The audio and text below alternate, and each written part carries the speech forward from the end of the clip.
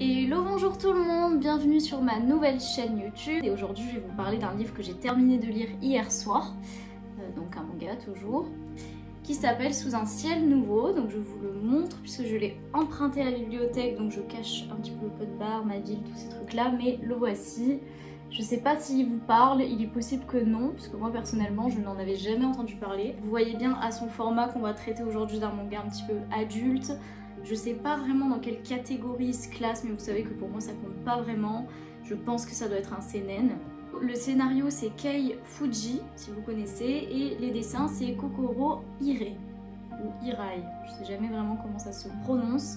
En fait, tout le principe de ce manga, c'est qu'il est divisé en plusieurs petites histoires. Je pense que vous en avez déjà lu des comme ça. Et donc l'idée, c'est qu'il y a des chapitres et il y a notamment une histoire, qui est l'histoire principale, qui s'appelle Sous un ciel nouveau, qui a, elle, 3 chapitres. Et ce qui est un petit peu atypique, c'est qu'on commence par lire les 2 premiers chapitres du livre, et c'est cette histoire. Et le dernier chapitre du livre, en fait, c'est la suite de l'histoire. Enfin, ça m'a un peu chamboulée parce que je ne m'attendais pas à ça. Et au milieu, on a effectivement d'autres petites histoires, mais qui sont pour le coup, elles, très courtes. Il y a le gant de baseball de maman, un bel enfant, la dernière leçon. Au final, on a ces 3 petites histoires, plus les 3 chapitres de l'histoire principale, donc Sous un ciel nouveau. Je vais peut-être commencer par vous parler de l'histoire principale.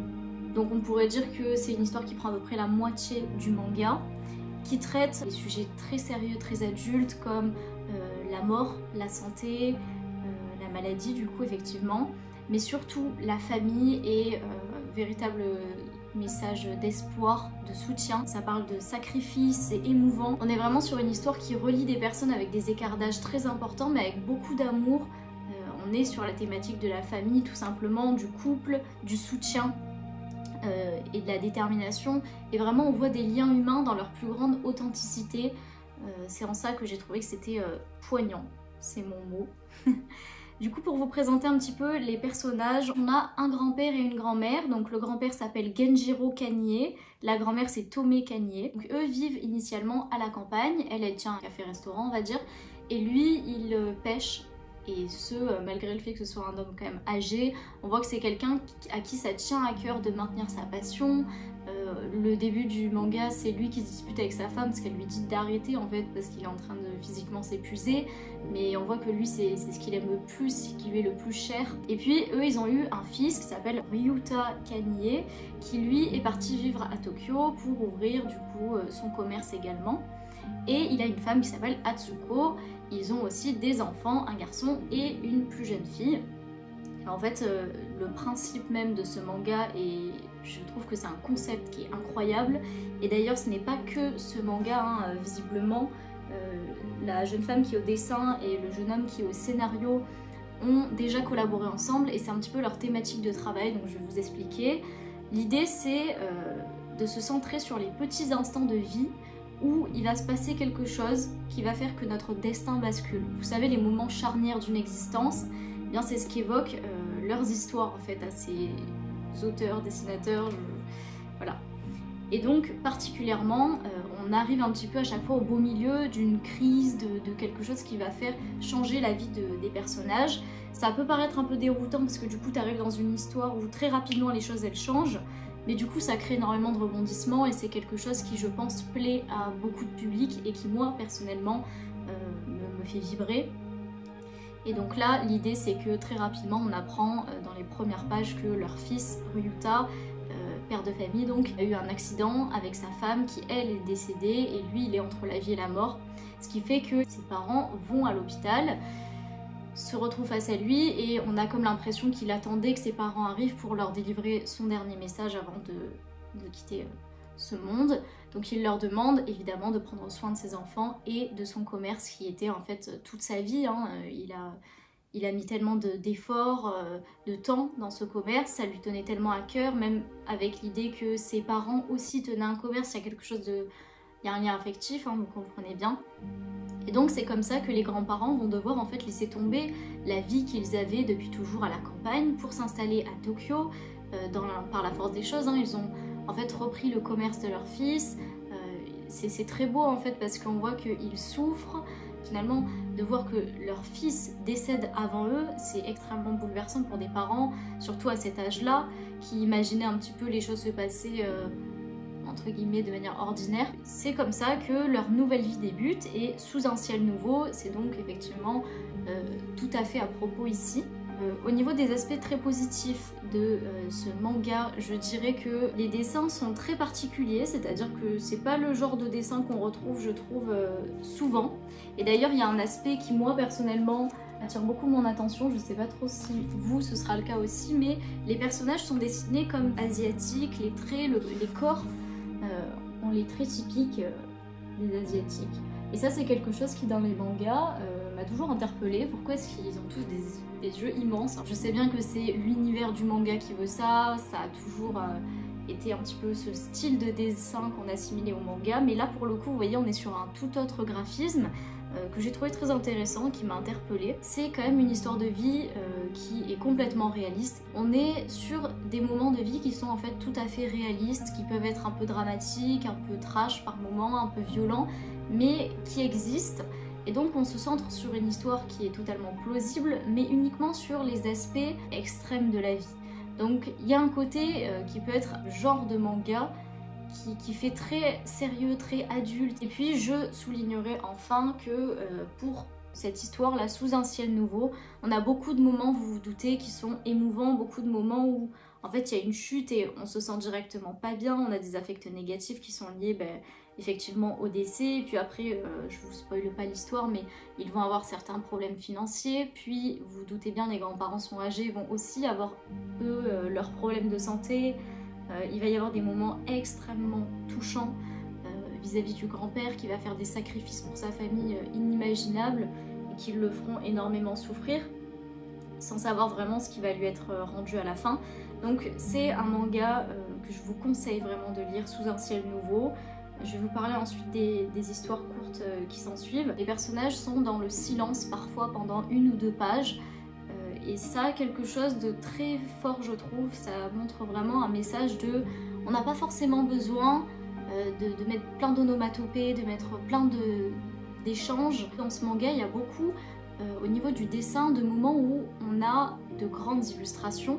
Et puis c'est bien exploitable avec le fait que c'est un grand format. Donc ça, c'est vraiment très chouette, je trouve, à la lecture. On a des pages très épaisses. Vraiment, c'est un manga que je trouve très qualitatif. Les premières images sont en couleur, elles sont absolument somptueuses, je vous laisse regarder. Et puis, toujours au niveau du dessin, ce que j'ai trouvé assez fort, moi personnellement, qui m'a énormément plu, c'est qu'à certains moments, notamment des moments dramatiques, on voit qu'on n'a pas d'échange en fait, il n'y a pas de dialogue, il n'y a pas d'onomatopée, il n'y a pas de superflu, on a seulement le dessin et l'émotion sur le moment intérieur, que je trouve rare dans les mangas. C'est vrai que souvent, on a beaucoup de dialogue, et j'ai trouvé ça très juste pour un manga si sérieux de laisser des moments comme ça sans son. Voilà. Du coup, ça c'était pour Sous un ciel nouveau. Moi personnellement, vous vous doutez que c'est les 3 chapitres que j'ai préférés dans l'ouvrage. Je trouve vraiment qu'ils ont très bien fait de continuer à déployer un petit peu plus cette histoire. Je pense que c'est une belle surprise aussi de laisser le dernier chapitre comme ça un petit peu excentré des autres. Moi personnellement, je m'y attendais pas du tout, et d'ailleurs je vous l'avais noté sur mon iPad comme étant un défaut à ce manga. Hein. J'avais mis transition et fin abrupte et surréaliste qui mériterait d'être prolongée, puisque je pensais qu'en fait la fin, elle était un petit peu trop parfaite, on va dire. Et en fait, c'était pas la fin, puisque après on a eu dans le dernier chapitre surtout des rétrospectives où on a compris beaucoup plus de choses, où on a vu davantage la vie de Ryuta, leur fils, et donc le père des 2 enfants. Et ça développe encore davantage la relation, notamment du grand-père avec ses petits-enfants. Ce manga, il m'a mis la chair de poule, il dégage tellement d'émotions. Encore une fois, je vous le conseille, et je vais quand même développer les 3 autres histoires qui se trouvent donc au milieu. Et ça commence avec le gant de baseball de maman, donc c'est le titre de la seconde petite histoire. Donc c'est un jeune garçon qui s'appelle Naoto, qui est passionné de baseball et qui qui a perdu son papa visiblement, qui vit avec sa mère.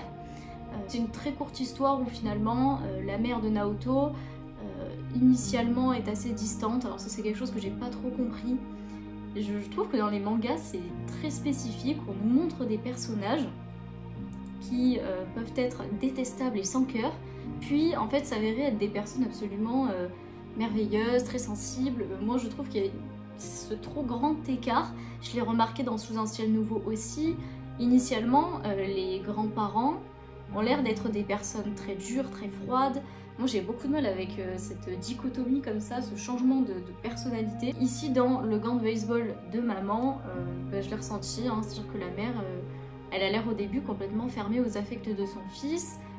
Or il lui parle en fait du fait que son père lui manque et j'ai trouvé ça assez abrupt.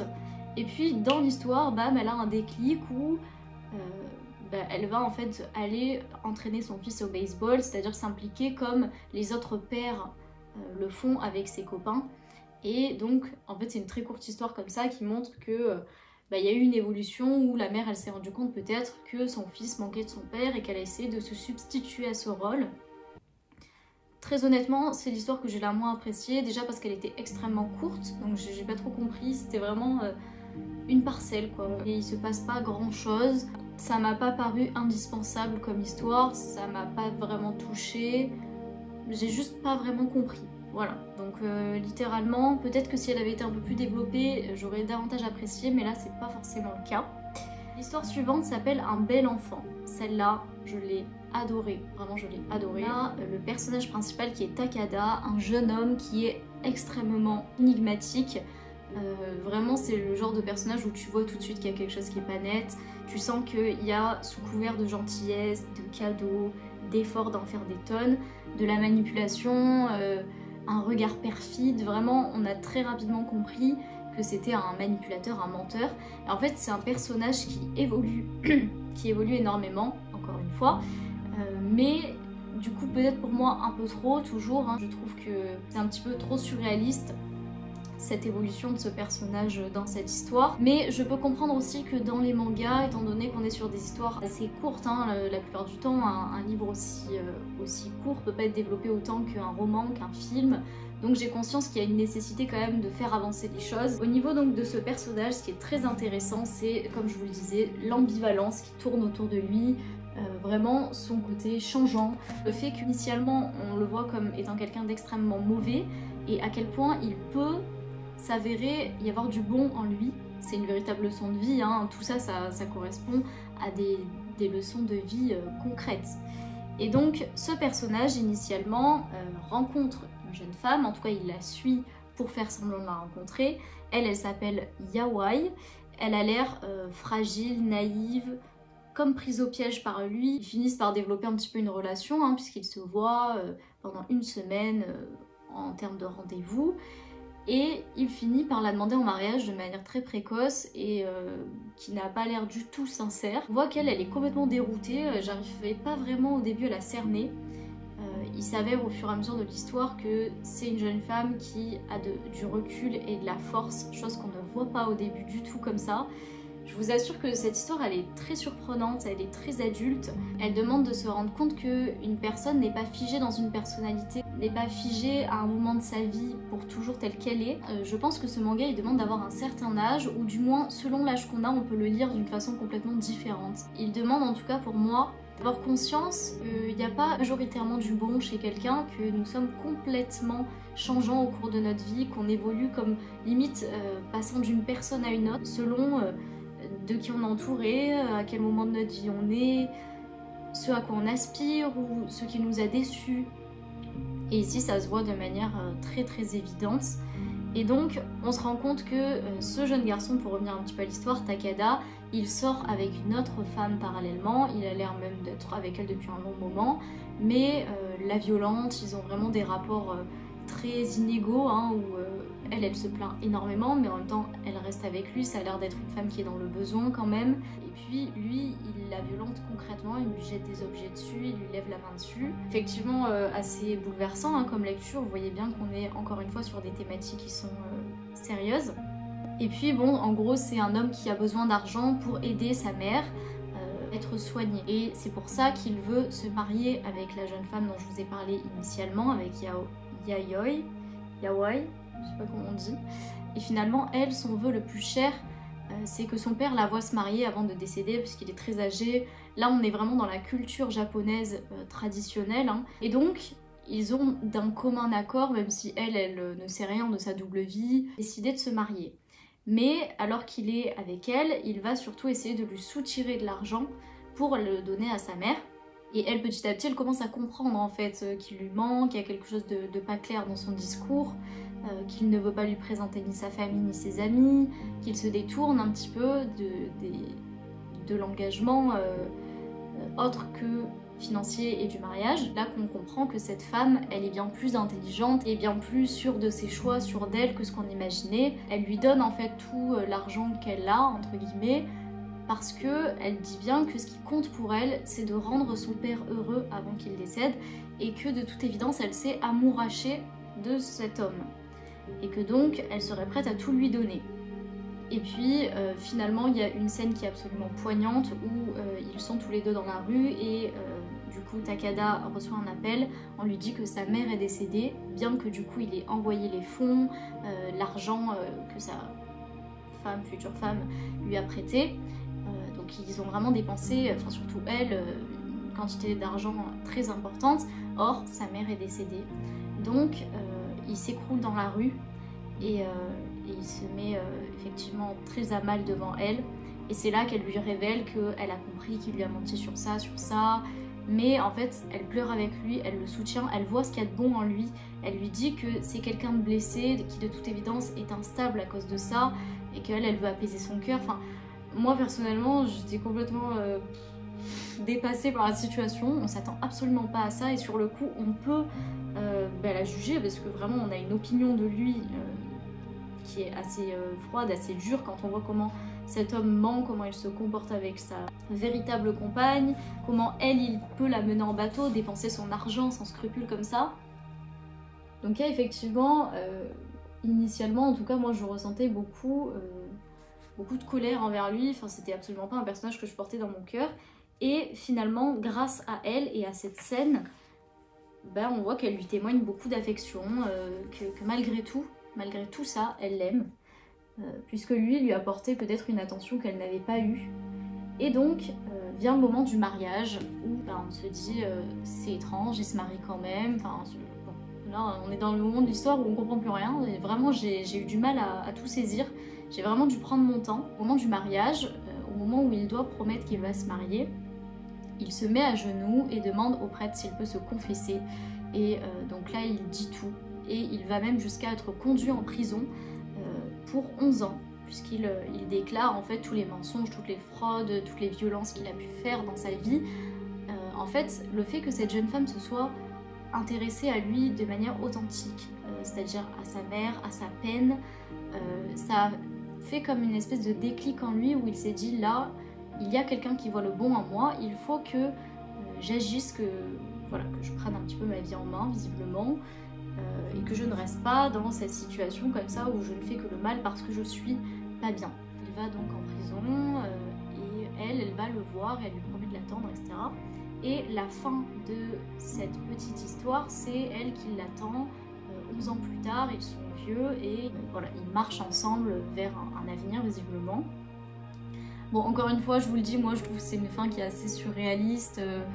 Enfin, si on imagine vraiment les choses, pour moi ça c'est impossible d'attendre quelqu'un pendant 11 ans d'une histoire comme celle-ci, où on ne se connaît pas depuis très longtemps, mais pourquoi pas. En tout cas c'est une histoire qui m'a beaucoup touchée, j'ai trouvé très intéressante, qui m'a fait ressentir beaucoup de choses, beaucoup d'incompréhension, beaucoup de colère, beaucoup de... Oh mon dieu, mais en fait finalement si c'était ça la clé... C'est vrai que c'est très difficile je trouve quand on en veut à quelqu'un, quand on a des ressentiments, quand on a des affects négatifs, d'arriver à prendre sur soi, à voir les bons côtés. C'est assez surhumain de pouvoir faire ça. Et pourtant, est-ce que ça serait pas ça, soigner le mal par le bien, la clé? Donc voilà, vraiment cette histoire très intéressante qui demande, je pense, peut-être beaucoup de recul et de maturité pour la comprendre et l'assimiler. Moi j'ai eu un peu de mal. La dernière petite histoire s'appelle La dernière leçon. La dernière leçon, c'est aussi, et même je pense peut-être l'histoire qui m'a la plus émue. Bon, en tout cas elles m'ont beaucoup touchée toutes et celle-ci particulièrement. Donc pour la dernière leçon, on a deux personnages en fait qui s'appellent Abe et Date. Abe et Date ont une passion pour le baseball, ils sont amis d'enfance et force d'entraînement et de motivation, ils ont réussi à en faire leur métier. Et en fait, ils ont évolué parallèlement, chacun ont fait leur vie au fur et à mesure du temps, hein. Ils ont un petit peu peut-être perdu contact. Et là, l'histoire débute lors d'un match. C'est leur dernier match avant leur retraite à tous les deux. Et en fait, ils se rendent compte qu'ils sont ensemble et qu'ils vont jouer l'un contre l'autre.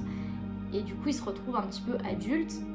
Et au moment où le présentateur dit au micro que c'est un moment charnière de leur vie, c'est la dernière fois, etc., ils ont comme une espèce de flashback qui les ramène à un souvenir très marquant de leur enfance qu'ils ont vécu à l'école avec leur professeur qui leur a donné une dernière leçon de géographie, d'histoire-géographie je crois. Et donc en gros c'est ça l'histoire qui est développée dans le manga. Je vais vous lire un petit peu le résumé parce que j'ai trouvé qu'il était très juste. Dabe et Abe sont amis d'enfance, tous deux à la croisée des chemins pour leur carrière de sportifs. Ils se remémorent le cours d'histoire le plus marquant de leur enfance qui leur a appris une chose: la vie est courte. Donc cette histoire, c'est eux qui sont dehors dans la cour en train de jouer au baseball, qui croisent leur professeur qui leur dit de venir en cours, que ça va commencer. Et puis tout simplement, ils leur répondent que son cours est soporifique, qu'ils n'ont pas envie d'y aller et qu'ils font mieux de s'entraîner pour leur future carrière que d'aller dans son cours qui ne leur servira jamais à rien. Et ce professeur, en fait, a l'air complètement détaché de la situation, leur dit « bon, bah, je vous retrouve en cours » et s'en va. Et en fait, il se trouve que cet homme était en phase terminale d'un cancer où il allait décéder et il a décidé de donner sa dernière leçon, mais de manière vraiment poignante. Au-delà de donner un cours d'histoire-géographie, en fait, il va leur donner un cours de vie. Et donc, il leur raconte comment, depuis l'époque des dinosaures, enfin, j'y connais rien, mais comment la Terre s'est formée, les êtres humains, voilà. Et le manga est dessiné de manière très visuelle. C'est-à-dire que pendant que le professeur raconte son histoire, il y a, regardez, une espèce de mise en scène qui témoigne un petit peu du fait que le professeur est tellement dans ce qu'il raconte et c'est tellement pour une fois animé que c'est comme si tout autour d'eux prenait forme. Et j'ai trouvé ça très intéressant, on travaille vraiment là sur l'imagination, vous voyez. Et donc comme ça, en racontant petit à petit l'histoire du monde, le professeur en vient plus précisément à son histoire à lui. Il évoque comment est-ce que petit, c'était quelqu'un de volontaire, comment est-ce qu'aujourd'hui il a pu en arriver à devenir une personne assez lambda, à avoir un cancer comme énormément d'autres personnes et d'en mourir. Il témoigne vraiment de la rage qu'il a en lui, ce professeur. Il veut vraiment faire comprendre à ses enfants à quel point la vie passe en un instant, à quel point les choses se précipitent finalement au fur et à mesure du temps. Et on voit encore une fois un personnage évoluer, c'est vraiment un constat général, hein. On voit vraiment ce personnage évoluer d'une position très détachée de la situation à un homme qui délivre dans une salle de classe en huis clos là, la totalité de ses ressentis, enfin c'est extrêmement prenant. Et on sent que chez ces enfants, ça a éveillé un moment marquant, ça les a poussés à y repenser des années plus tard, comme ça, dans une situation qui s'y prêtait bien. Personnellement, je trouve la fin comme ça, donc vous voyez ces dernières images, donc tous les deux se regardent et se disent que la vie est trop courte, comme leur professeur leur avait fait comprendre, hein. J'ai trouvé que ce message-là, la vie est courte, il peut paraître complètement lambda, complètement évident. Donc voilà, je pense que je vais m'arrêter ici pour cette vidéo. Je vous remercie encore une fois beaucoup de l'avoir regardé et vous l'avez compris, je vous conseille vivement de lire ce manga qui moi personnellement m'a énormément touchée.